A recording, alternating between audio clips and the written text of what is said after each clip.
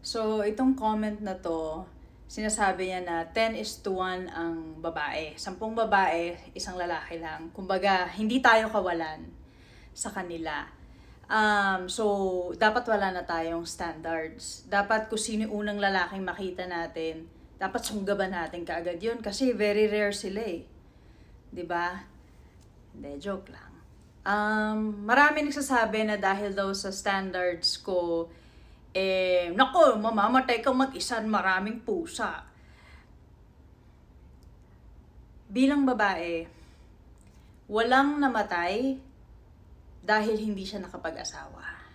Pero ang daming babaeng napatay ng maling pag-aasawa. Statistically, ang number one predator ng isang babae ay, makikita mo yan kung mahilig ka sa mga true crime, mister nila, yung mga taong ex nila, yung malapit sa kanila. So, tama lang na bilang babae, may mas mataas kaming standards ng pagpili kung sino yung magiging tatay ng magiging anak namin. Hindi pagiging maarte yun. And kung after all those standards or timeline na sineset mo sa sarili mo at nagkamali ka pa rin, ganun talaga. Ganun talaga ang buhay. 'Di ba? You can only do so much to protect yourself and your heart and your time.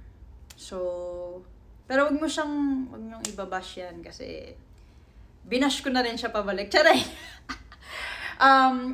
Reflection lang siya ng maraming mga lalaking galit dun sa comments.